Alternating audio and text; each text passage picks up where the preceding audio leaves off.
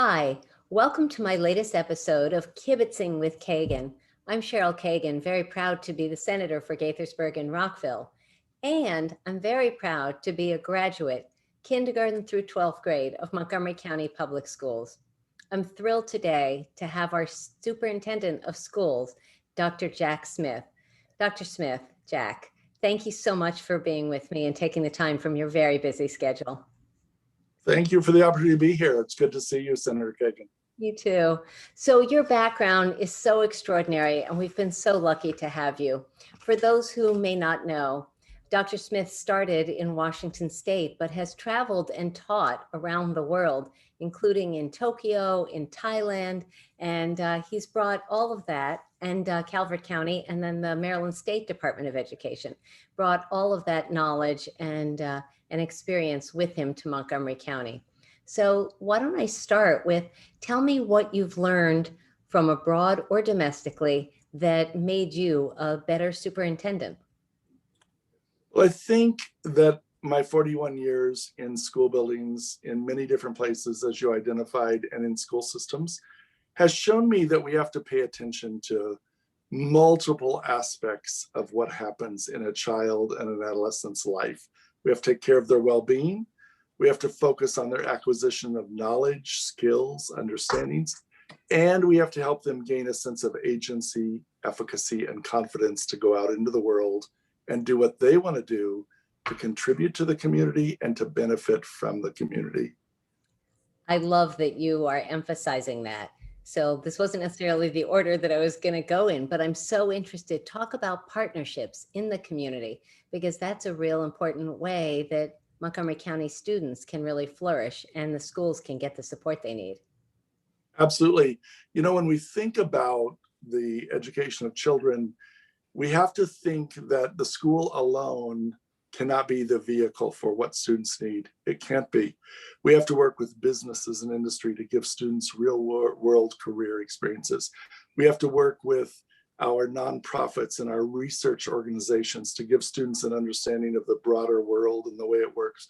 We have to work with our political organizations and our political structures so that students understand the kind of country, state, and community they live in, how it works, why it makes sense.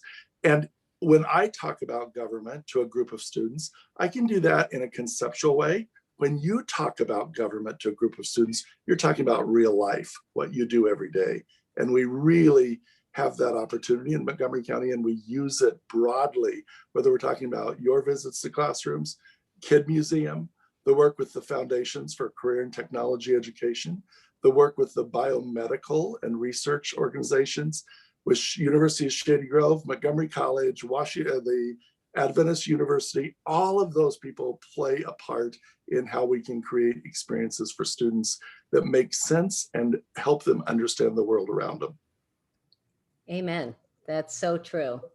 So you mentioned my visits to schools. I think that has been one of my most important and educational, no pun intended, life experiences, because the schools, Montgomery County schools of today, are very different from when I grew up here in the 60s and 70s. So I have loved being a substitute teacher, my first term in the House of Delegates, and then visiting. What do you think you would want elected officials to see if they really spent time and dug in a classroom? I would want them to see that the decisions that we make in our body politic in the state and locally and at the federal level too, if they seem too simple and easy, they are, that it's incredibly complex, and that the focus has to be kept on the care and well-being of students and on their learning both. It's not a matter of choosing one over the other. And part of focusing on their care and well-being is having them understand the world they live in and how to be a good member, a good resident, a good contributor to that community that they live in, to take care of one another, themselves, and the community and the environment, all of those things. Absolutely. So the public school system in Montgomery County is roughly half of our budget. If there's never such thing as enough money, but what if there were suddenly some extra money that were available? What would you want to spend it on? Well, I think over the last, this is my 5th year in Montgomery County. During that time, we've spent any money we've had available to us to build in systems of access and opportunity. And access is getting in, and opportunity is to have a real chance to succeed. Because if you give me access to a program, an opportunity, but you start as the adult with the mindset that I'm not going to be successful, I'm not going to be successful. And so building systems of access and opportunity, as we have with pre-K, that's an access and opportunity, as we have with enrichment programs in the elementary and middle school, as we have with career and technology programs at the high school, and international baccalaureate programs, AP programs, spreading those across the whole system, and dual enrollment programs. I'll give you a statistic I love. Okay. In 2019, we had 8 graduates in the entire 12,000 students who got, in 2018, yes, we had 8 who got an Associate of Arts from Montgomery College and a high school diploma simultaneously. Mm-hmm. In 2019, we had 14. Uh-huh. In 2020, we had 42. Nice. This year, we'll have over 120. Wow. And by 2023, we'll have over 1,000 if we keep on this path. And you remember when the Senate passed the legislation in 2013. Mm-hmm. That's what we should be doing with money when we have it, is building out systems like that. Access, opportunity, success, walk out the door to a really good first step out of high school. I wouldn't have remembered it as being 2013 because I remember Senator Rosapep bringing legislation like this more recently, but those numbers are incredible. Congratulations. The college and career legislation of 2013. Nice. And I know you were there because I used to sit in committees with you when I was MSD and answer questions. So it's great. Yeah. So we're going to get to COVID in a little bit, but let's start talking about, again, school and the community and the demographics, not just ethnic demographics, but linguistic and socioeconomic are really challenging. It's more expensive to educate a child for whom English is not their primary language or whose family may be struggling. Tell me some of the pieces, some of the tools that you think have been most effective at addressing those challenges. Well, you're absolutely correct about that conclusion you just stated. And people will say, well, it's more expensive, therefore there must be something wrong with the children. There's nothing wrong with the children. The children are fine. And they actually come, if we talk linguistically, they come with the experiences and the base for walking out of high school with even more. For example, the Maryland Seal of Biliteracy. We have over 2,000 students who get that now, and it's only been in place 3 years. But it means we have to front load those elementary and middle school years for success. So they maintain that home language and they build that English language. And that does cost more money. Yep. When we talk about children in poverty, I was one of those children. I get really grumpy when people are saying, well, they don't learn as well, their parents don't care as much, all that nonsense. What we need to say is, what does Jack need and how can we provide it as a school building so that he can take the full advantage of everything that's offered in our high school system, which is amazing, by the way, the high school offerings. So that's the challenge right there when we talk about whether it's income disparity or language acquisition. Those are not disadvantages for children unless we turn them into disadvantages. They are simply circumstances that we need to respond to as a learning organization. It's so interesting how people see things through their own prism. And yes, if they grew up in an affluent, white, 2-parent, educated household, then they just say, oh, mom and dad will help you with calculus. Well, what if mom works 2 jobs, dad isn't around, and maybe mom doesn't speak English very well, and she's not around to help and never took calculus? Then what do you do? Right. That's right. It's astonishing to me sometimes how people just see what they want to see. Yes, that's exactly right. And that doesn't mean mom isn't doing her job or doing what she needs to do for me. It simply means somebody else needs to step in for the calculus part. That's all it means. Right. So talk about the achievement gap, because that has been the phrase that has haunted and challenged Montgomery County for many, many years. prior to your tenure. Tell me how you think we're doing. And again, prior to COVID. We have made some real strides, but people think we're going to change achievement just because we change achievement. We change achievement or learning levels by changing access and opportunity. That's what changed it. And pre-K is one of the best places to start. It makes a profound difference. And we need pre-K for every single family and every student in Montgomery County that wants it and needs it. So either the family needs to say, I want it, and we give it to them, or we need to say to the family, your child would benefit from this, please enroll them. Both need to happen. And then in the elementary, we've broadened our enrichment programs. We've added the courses and the experience across the system. We've created 6 dual language programs where every child in the school learns both Spanish and English, and we'd have more this year if we hadn't had COVID. So those should be built out in the future. We have been to one of those schools. I find it extraordinary, super impressive. Yep. And we're going to do the same thing at the middle schools. We're going to build right on up through the middle school. We've increased access to upper level math in the elementary school, to more rigorous math in the high school. Tremendous changes. And most students do very well, but even the students who don't do as well in that more rigorous math, which is better, to take algebra in both the 8th and 9th grade and then go on to the next math level, or to take basic math in the 8th and 9th grade and start algebra in the 10th grade. It's not a hard thing to figure out that if I need 2 years to cover algebra twice, that's not a problem with my learning, and I'll learn it really well. And so we've really changed the way we think about that. And then we've, as I said before, we've expanded career and technology programs available to every student. Seneca Valley High School, amazing difference. So kids aren't a long distance from Edison anymore, as well as hubs at Gaithersburg and other places. And then IB programs, instead of just having Richard Montgomery be the IB, we now have them satellites at Watkins Mill and Springbrook and Kennedy, and just really expanded access across the entire system.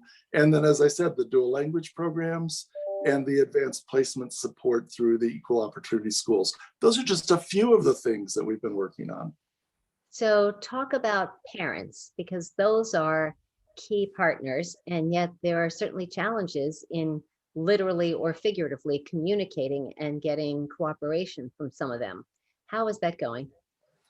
Parents are the child's most important teacher, and they're the most important person in the child's life. I have 5, my wife Gail and I have 5 children to raise.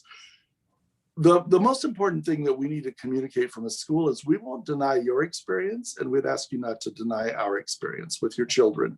And we'll partner with you, but we're not going to criticize you or get after you because you do or don't do things that we say you should do. But we do want you to stay involved, engaged. We want you to call the school when you have a question or you're upset, instead of just being upset. We want you to be respectful, because that's a good model for children, and we should be respectful, and we should be held to a very high standard of respect in the school system for parents. So there are a lot of messages there that we try to communicate all the time to families, and certainly during COVID-19, it's been hard. But the vast majority of parents are really good allies and supporters of their children in schools. They really are, across every corner of the county. That's great. So another huge partner is obviously our faculty and staff. The teachers union can be an ally, and they can be sometimes a thorn in an administration. Tell me about a situation that you faced and you've been able to find common ground. Well, certainly COVID-19 has been a challenge, and we continue to work through it. But one of the secrets is that Dr. McKnight, the deputy, Monifa McKnight, and I, we meet every single week, and we have been all of this year, with the association presidents, and we problem solve together.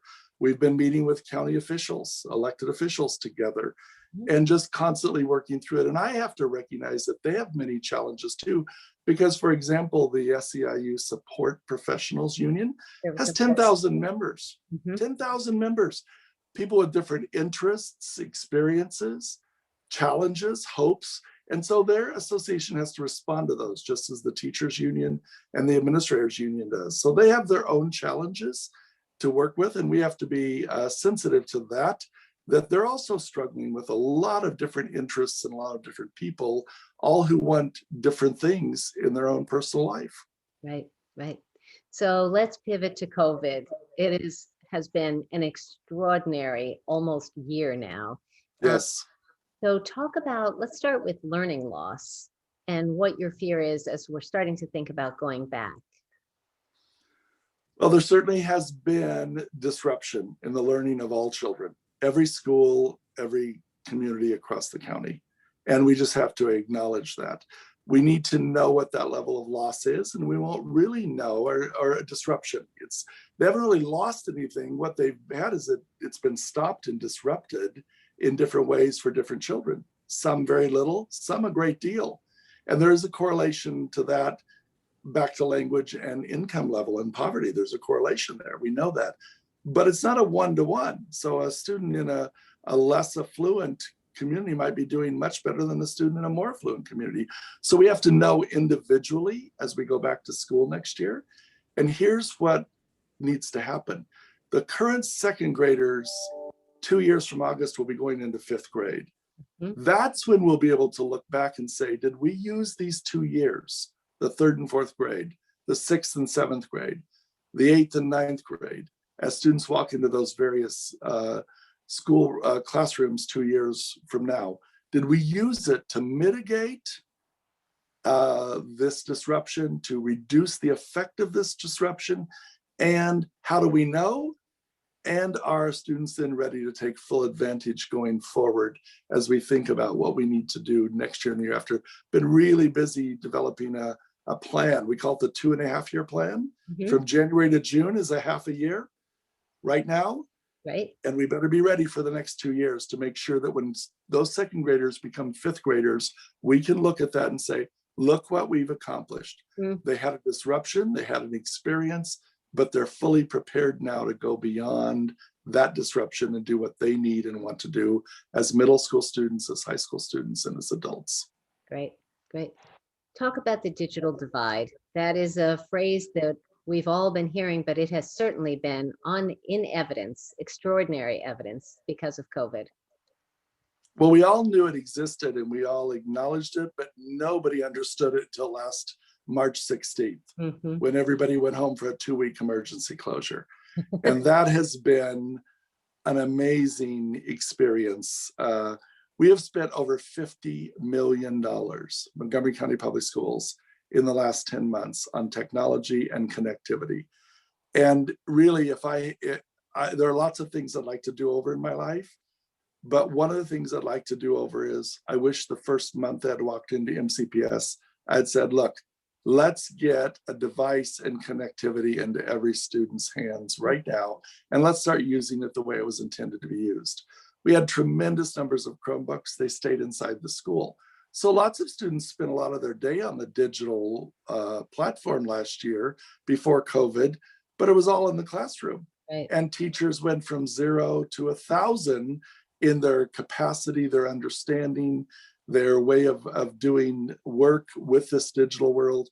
I truly wish we had started, and one rather angry person said, well, then why didn't you? And that, of course, is the great classic line, why didn't any of us do this? Well, because hindsight is 2020. Absolutely. And so but I think we're going to overcome that. If one of the good things that's going to come out of this is that's not going to be an issue, at least in Montgomery County in the future.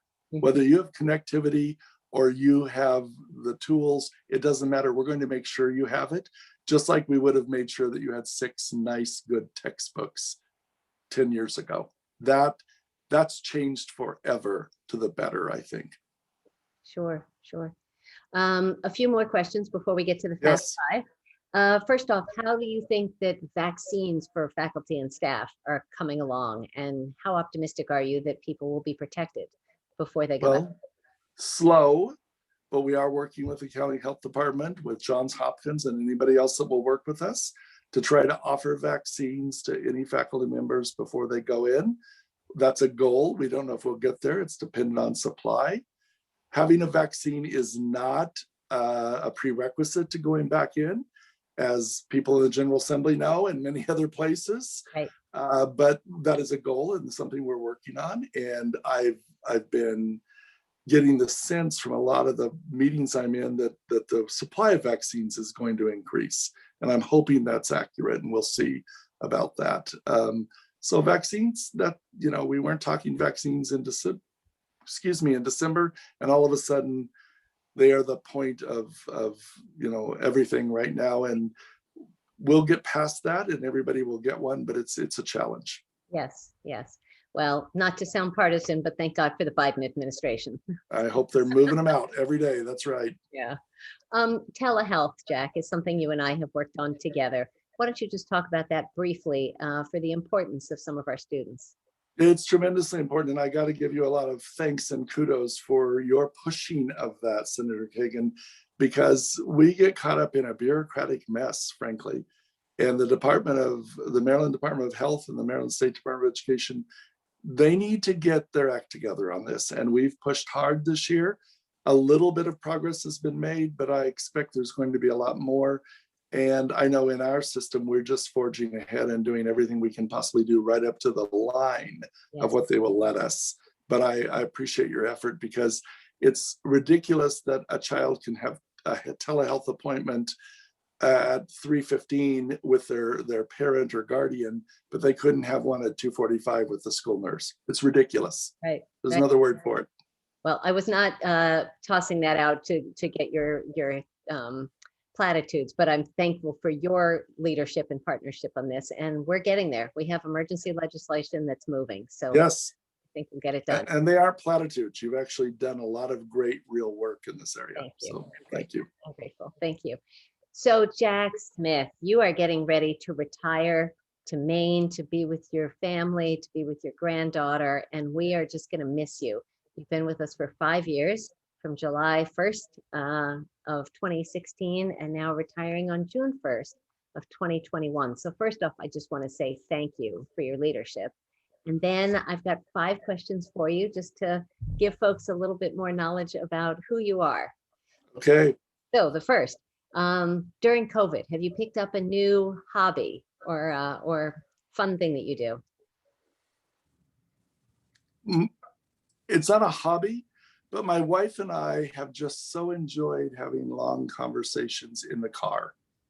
It's just been really nice because, we sometimes on a Sunday afternoon, we'll just drive around for an hour and talk. And that wasn't something we did before, as much as I've been so busy the last, many years of doing this kind of work. So that's been nice. Good. If you could, when it's safe to do so, if you could go on vacation anywhere in the world, where would you go? Tuscany. Nice. Have you never been, but I just want to see it. Yeah. The movies are beautiful. Yes, that's exactly what I'm referencing, movies. Yes, yes. What is your pet peeve? Double standards. Good one. I hold you to a standard, but I don't hold myself to the same standard. Really bugs me. I love that. What is your favorite food or cuisine? Pasta. Okay. Different kinds of pasta. Okay. And the last question, which is the only one that I ask everyone, is Dr. Jack Smith, what is your hidden superpower? What are you really good at? Something that most folks can't do. Most folks can't do. I'm pretty good at thinking about how numbers make sense and translate into reality. And we like to say in MCPS that percentages should become numbers, numbers should become names, and names should become faces. Wow. And I think that's a really good way to think about what happens with our students. That is really inspiring and touching. Thank you. What a beautiful way to end. Dr. Jack Smith, thank you for your career of extraordinary commitment to our young people and to making this world a better place, helping craft and inspire the next generations of leaders. Wish you all the very, very best. Thank you, Senator Kagan. Thank you so much. It's been a pleasure to be with you. You too. Take care. Stay safe.